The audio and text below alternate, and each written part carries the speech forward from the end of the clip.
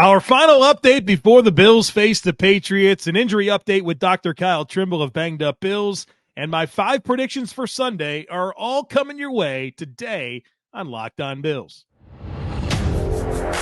You are Locked On Bills, your daily Buffalo Bills podcast. Part of the Locked On Podcast Network, your team every day.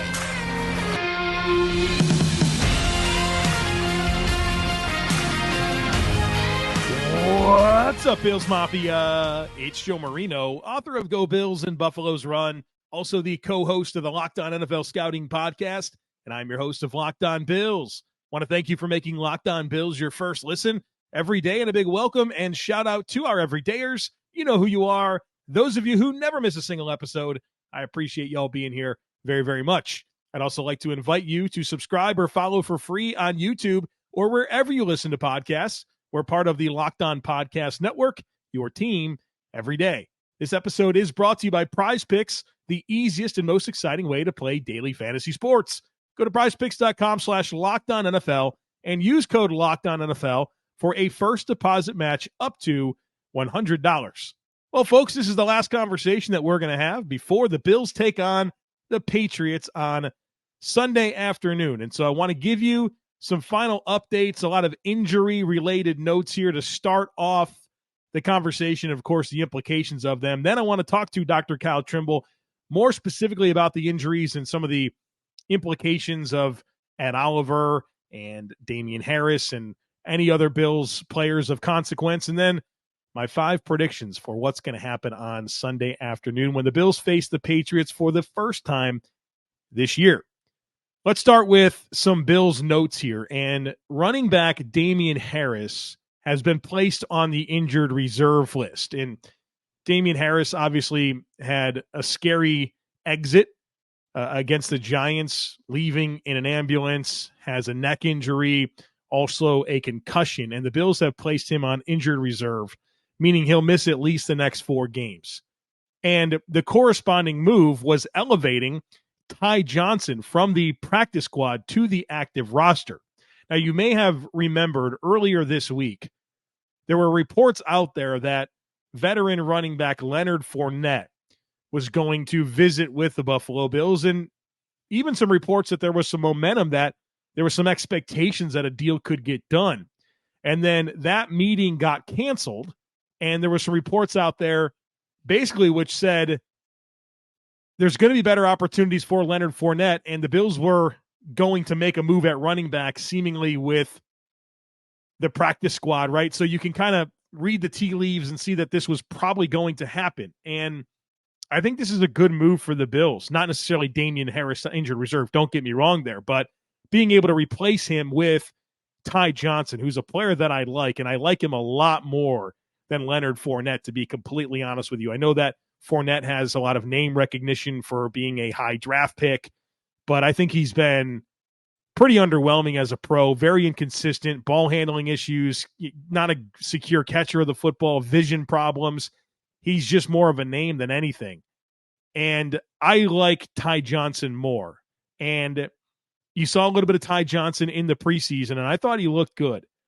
But Ty Johnson's no just average guy that is sitting around available right now. This has been a rostered NFL player over the last several seasons. He's 25 years old, 5'10", 210 pounds, pretty dynamic athlete. Ran a 4.4 40-yard dash, 34.5-inch vertical jump, 10'3" broad jump. So there's some size and there's some explosiveness about him. And like I mentioned, he's been in the league since 2019, was a 6th-round pick by the Lions out of Maryland. And he was on the Lions for 2019 and part of 2020, then claimed off the waivers by the Jets and was there up until this past season. And for his career, 208 rushes, 925 yards, 4 rushing touchdowns. He does have 86 receptions for 668 yards and 3 receiving touchdowns, 14 career kick returns, and has experience on all 4 phases of special teams. So I think there's a lot of value to what you get in a player like Ty Johnson as your third running back in terms of size and athleticism, but also a special teams pedigree and versatility to do a lot. And so I think this is a nice player to have as your third running back, especially, losing a quality player like Damian Harris And being able to insert a guy like this is a nice exchange. Now, obviously, we hope Damian Harris can get back quickly, but in the meantime, it's nice to have Ty Johnson. And to be completely honest with you, I'd rather have Ty Johnson than Leonard Fournette. Now, what I'm interested in is who the Bills add to the practice squad, because you're going to want to have another back, right? All your running backs right now are James Cook, Latavius Murray, and Ty Johnson. And so you're going to want to have another one. And so I'm expecting the Bills sometime early next week to add a running back to the practice squad. So there's that.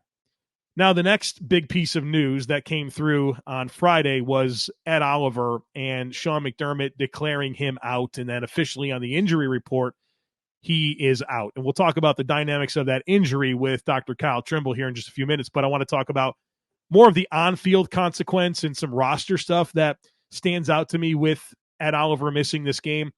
And the first thing that I want to bring up is something that I think kind of got overlooked a couple of weeks ago, and that's Eli Ankou, Bills practice squad defensive tackle, a nice player. He's been around for a while, really good preseason. Anytime he gets a chance to play, he does a nice job. And he was on the Bills practice squad, and just before Daquan Jones got injured, the Atlanta Falcons signed him to their active roster. And so kind of this random thing that happened a few weeks ago, but right now I really wish the Bills had Eli Ankou, who's a really nice fifth defensive tackle. And now he's just chilling on the Falcons active roster. I don't even think he's been active for a game. He's been a healthy scratch. Would be nice to have him right about now, to be honest with you, especially now that Ed Oliver is going to miss at least Sunday. And keep in mind, it's a quick turnaround to the Bills' next game on Thursday Night Football in Buffalo, hosting the Buccaneers. And so you really got to get through this game healthy, because anybody that gets hurt is probably not going to be ready to go for Thursday. So that's just another layer to this entire week that the Bills are having. But yeah, the first thing I thought of when Ed Oliver was going to miss this game was, man, I wish the Bills had Eli Ankou.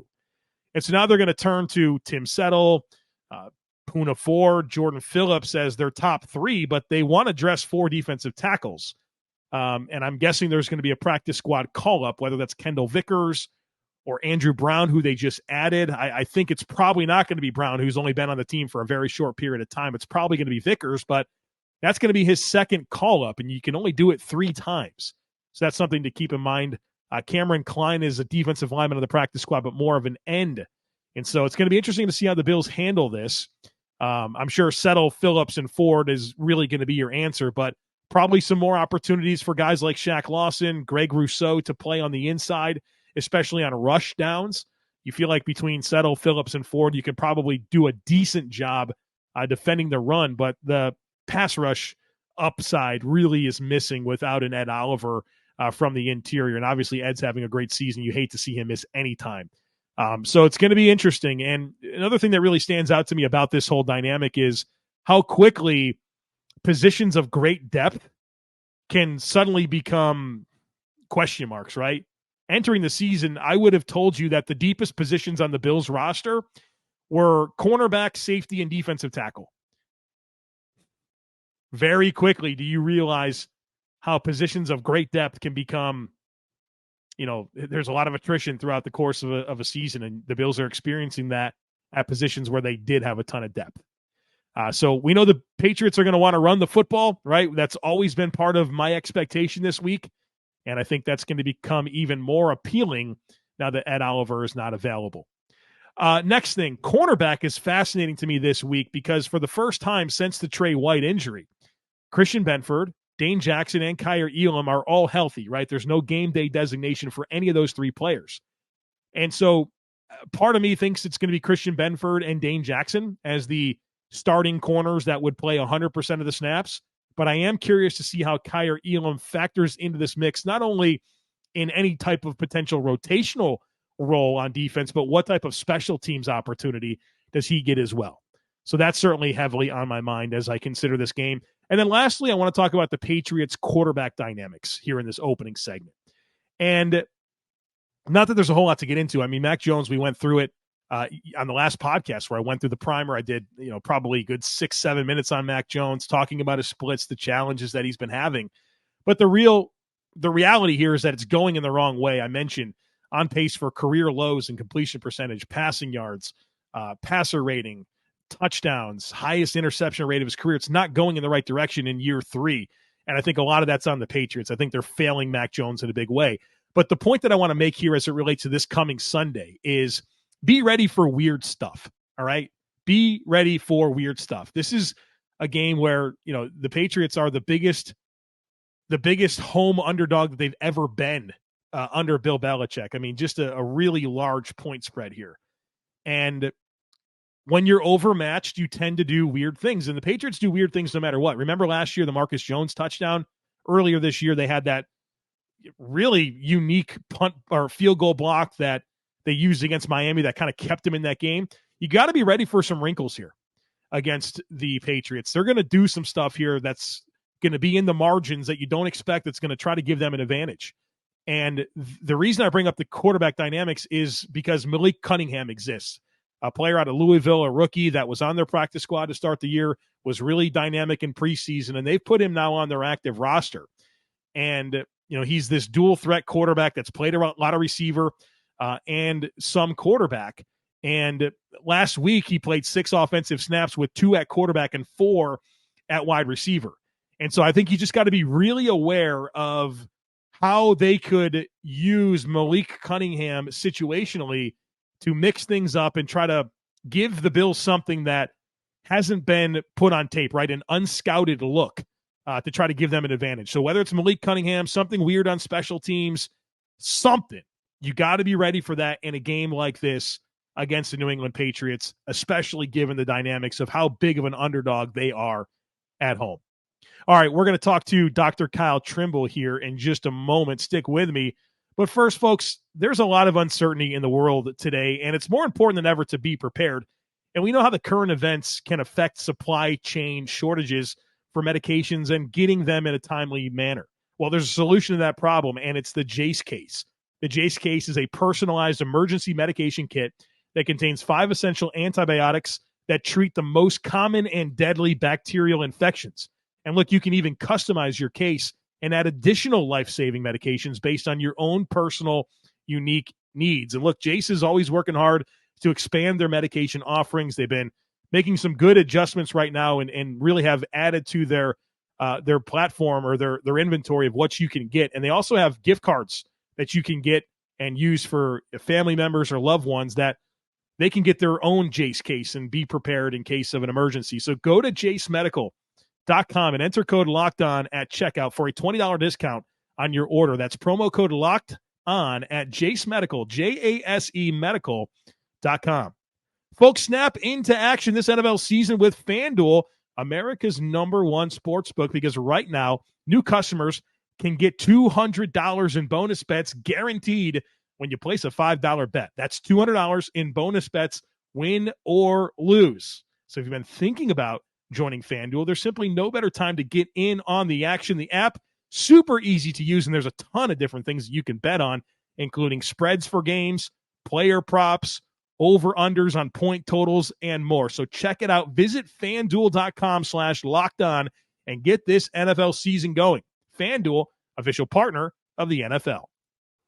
I'm joined now by Kyle Trimble. He's a doctor of physical therapy. He runs BangedUpBills.com. You can follow him on Twitter at BangedUpBills. He joins us each week to talk about the injury report prior to the upcoming Bills game, and we got some stuff to get into. And we have to start with Josh Allen. Not that we're concerned that he's going to play or not. We know he's going to play. And in fact, he practiced in full on Thursday and Friday, but we all watched the game. We saw Josh Allen, clenching his shoulder, looking like he had some pain. Then he's, getting into some extracurricular activities after plays, throwing shoulder into these guys.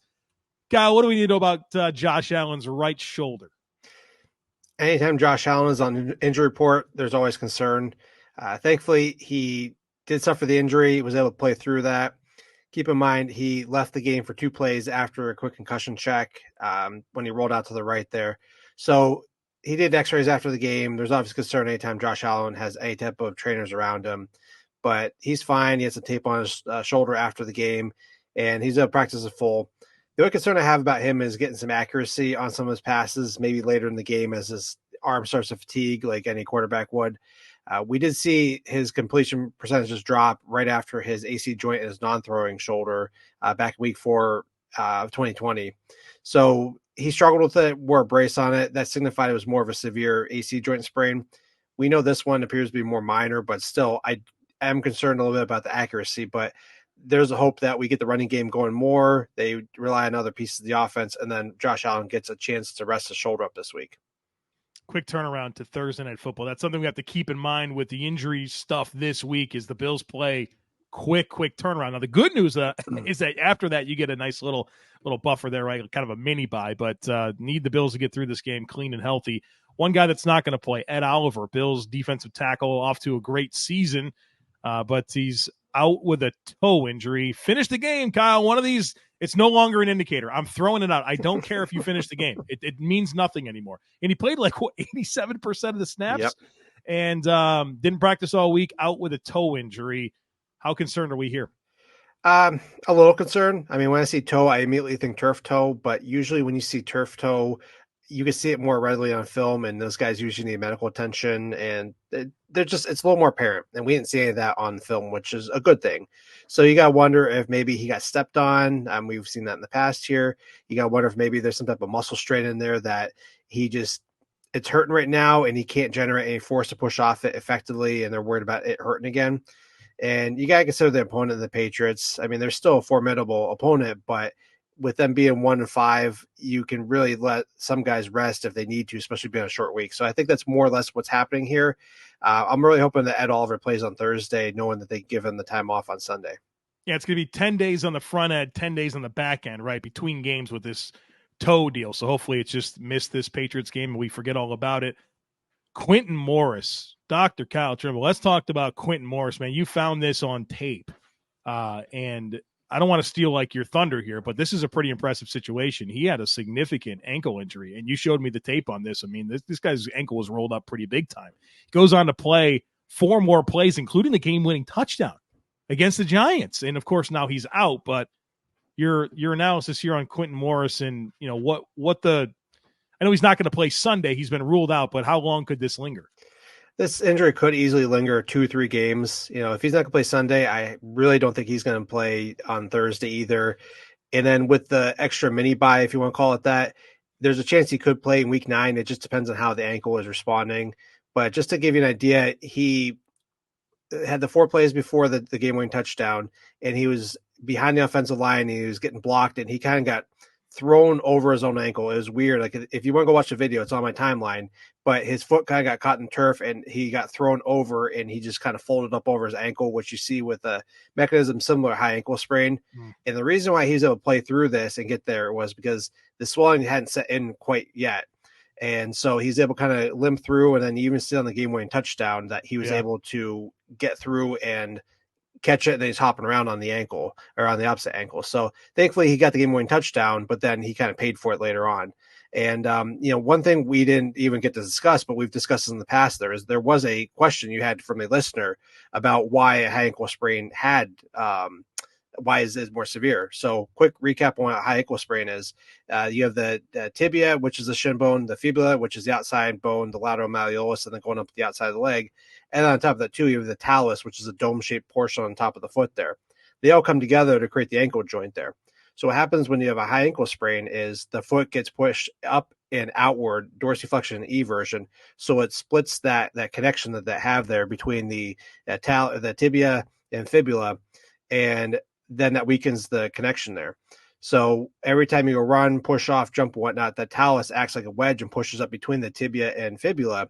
And that causes problems, weakness, instability. You just don't have any power off of that. And when you've created instability in the area, it's hard to regain that. You can't just tape it up like you see with a low ankle sprain there because it's an outside portion of the ankle. So they just take longer to return. You need to wait for things to heal up.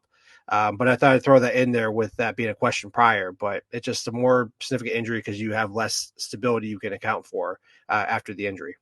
Can only imagine how Quentin Morris felt on Monday morning when he woke up, man. That guy was in some pain. Big hat tip to that guy. That's gutting it out. And, I mean, not a lot of opportunity for Q Morris. Him to come up with that play under those circumstances is even more impressive. And, look, Bills are kind of banged up here at tight end, right? Dalton Kincaid's back with a concussion, but, Dawson Knox has a pretty significant wrist deal right now that he's trying to battle through. And now you have Q Morris with this. So hopefully the Bills can get healthy at tight end. Next up is Cam Lewis, limited Thursday and Wednesday with a shoulder stinger, practicing full on Friday. Questionable game day designation. What do you have for us on Cam? So his was real interesting because this happened actually on the first special teams play. He played in 3 total snaps, but he went to go tackle the punt returner. They hit out of bounds, and so when his body hit the returner's body and they both hit the ground, his head stepped back on video, and he probably didn't have anything going on after that. But then he's probably started developing some type of paresthesia or numbness or things like that we see after a stinger. So they did report on the broadcast that he was working out with trainers trying to get his full range of motion back his neck and shoulders before he could return, and he ultimately did not return. So he definitely has a stinger, and that's work a quick compression or stretch of the cervical nerves, and that leaves that burning sensation. So he's probably still having some remnants of that this week, which isn't uncommon to see after a stinger. But the concern is, does he go back out there and does he re-aggravate on the first hit he takes? Is he having some persistent numbness and tingling down the arm? That's where they'll make sure that it's going to be totally gone before they get him back into playing there. So I think he's going to be truly questionable. See how he responds on Sunday. And if he doesn't go, it's not a huge deal because it gives him a few extra days, and then they can call up somebody, whether Jamarcus Ingram for the last time or Kyron Brown or some of the other guys they have on practice squad, because that's why you have that depth there. Well, it might be a good week to just have Damar Hamlin active and put Cam Lewis on the inactive list and buy yourself a little bit more time. That's probably what I would do.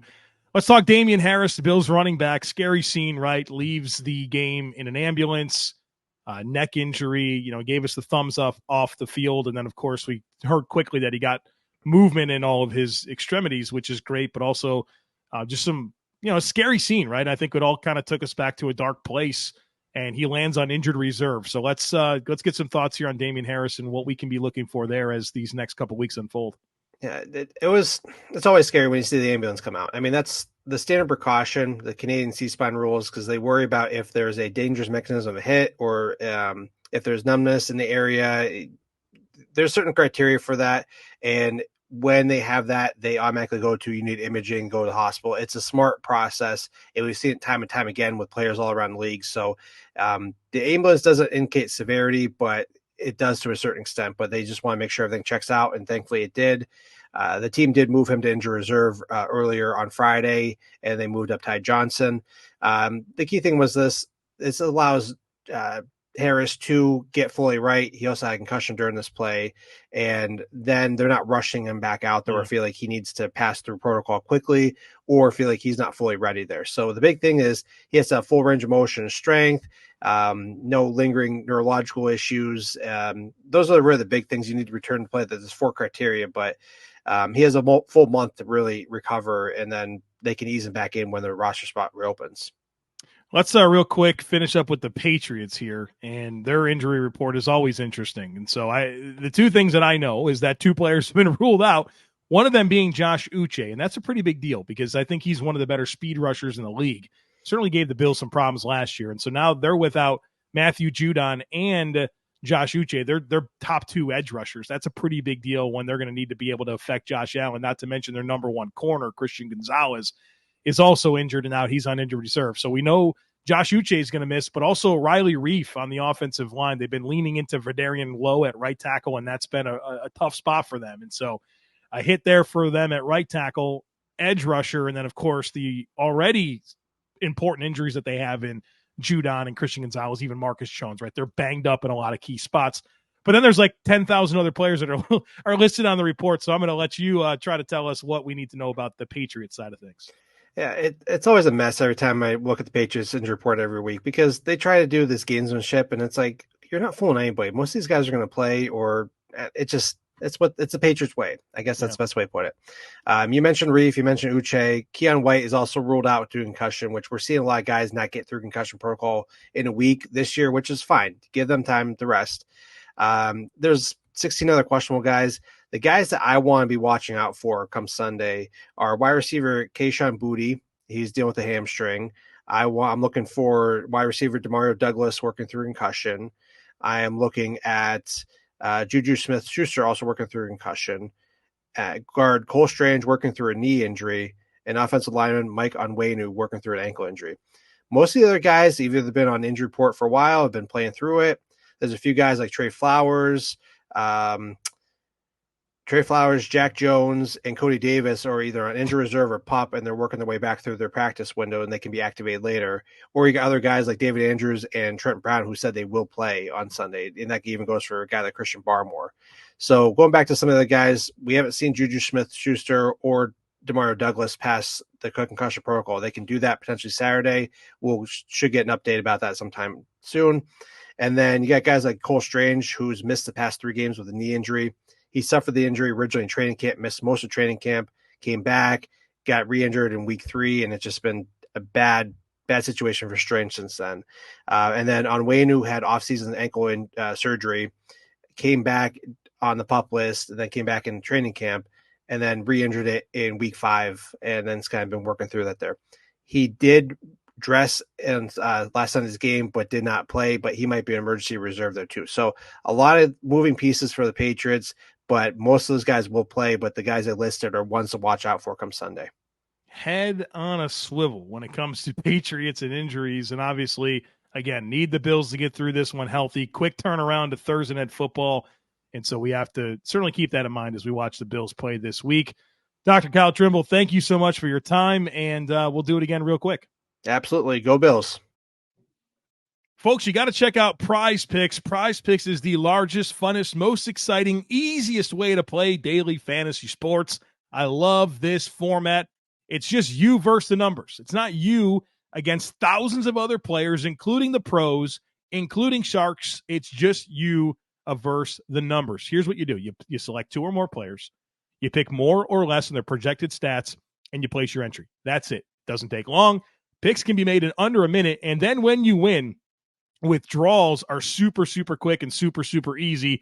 I love watching all these sports right now, and I love them even more when I have a PrizePicks entry going into games. It just makes it that much more exciting to watch. So go to prizepicks.com/LockedOnNFL and use code LockedOnNFL for a first deposit match up to $100. Again, that's prizepicks.com/LockedOnNFL and use code LockedOnNFL for a first deposit match up to $100.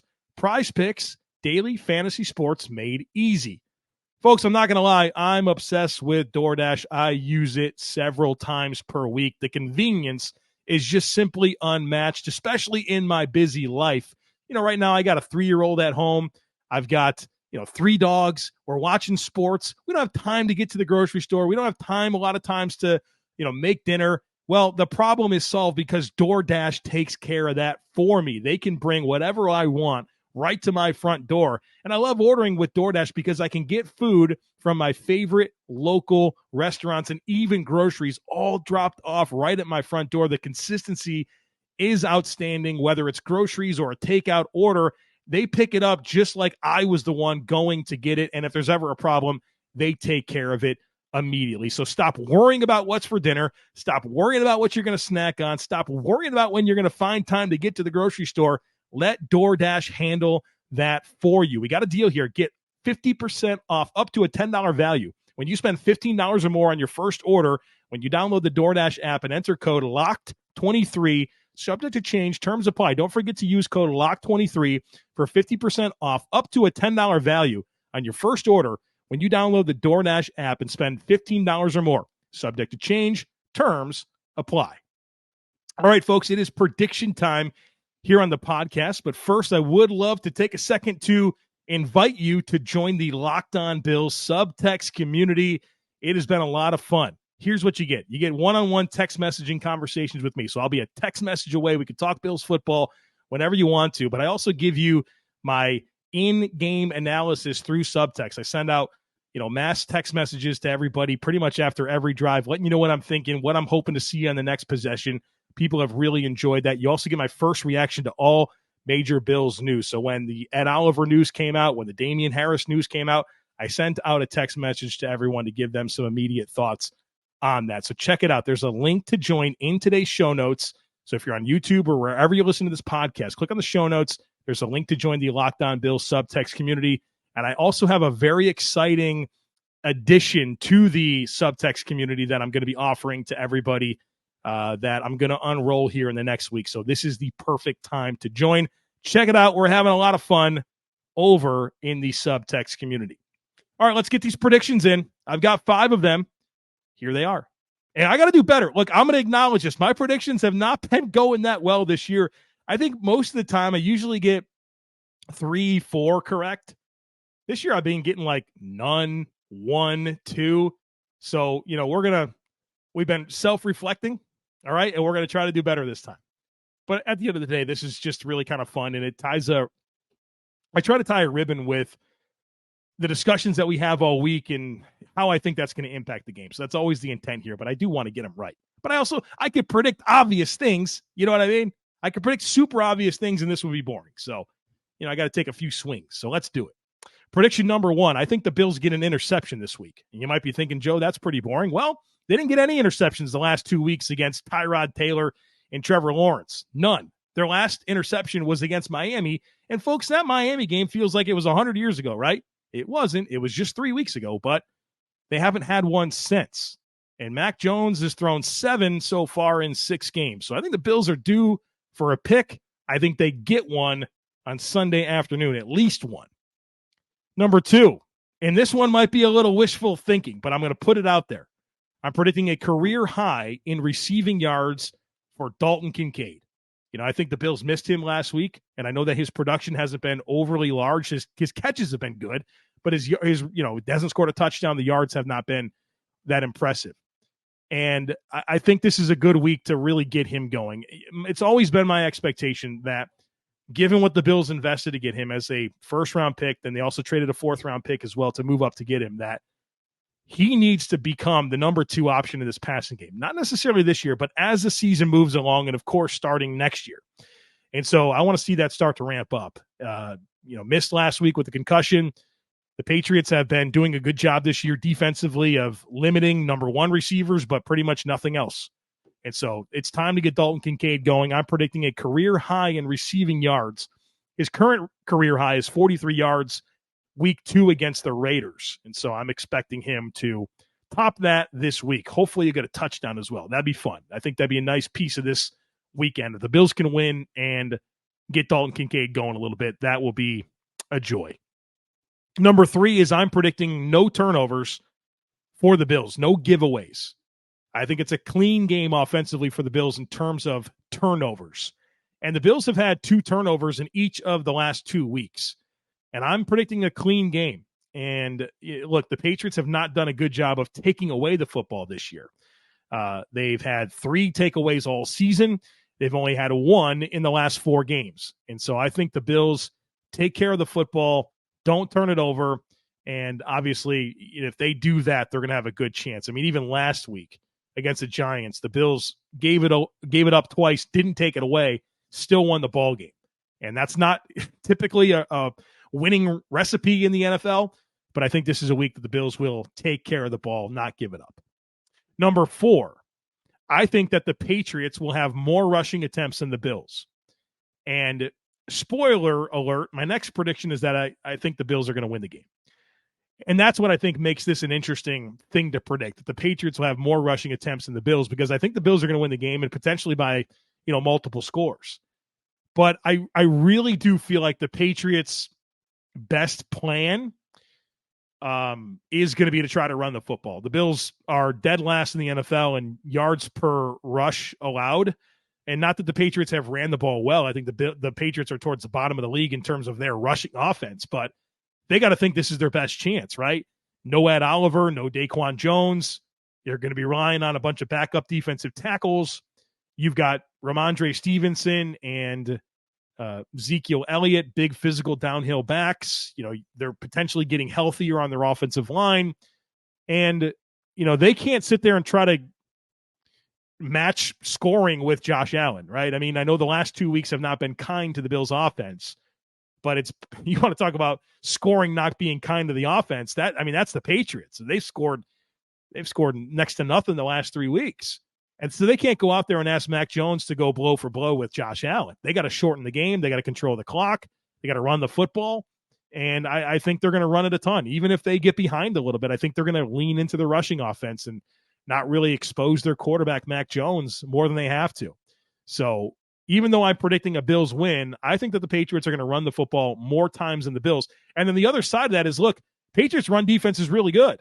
And I'm sure the Bills will not abandon the run, but I think their philosophy is we got to get a lead, right? We got to get a lead. We got to score some points and make the Patriots throw the football and do the thing that they don't do that well and tee off on the quarterback, right? So that's the Bills side of that equation. So I think the Patriots are going to run the ball more than the Bills, despite predicting a Bills win, which of course is my fifth prediction. I'm expecting a Bills win on Sunday, get to 5-2, and then get back home for a primetime game on Thursday Night Football, short week against the Buccaneers. You know, you have an opportunity here to stack wins, right? And in a short period of time, go from 4-2 to 6-2 with extended rest going into your next game. And so that's the opportunity that the Bills have, and I fully expect them to take advantage of it. All right, folks, that's going to do it for us this week here on Locked On Bills. Of course, I'll be live on Bleacher Report as soon as the game ends against the Patriots. I'm going live on Bleacher Report for a stream there, and then, of course, getting to work on Locked On Bills for the post-game coverage. And then on Monday, I have a Bleacher Report stream as well at noon and the All-22 review. So you know what's coming up. And, we got an interesting week ahead with a short week. We got to adjust our content a little bit over here as well. So it's going to be coming quick this next stretch here. So make sure you're subscribed. Make sure that you take a second to rate, review, and share the podcast. Have a great rest of your weekend. Go Bills. And I look forward to catching up with you again after the game.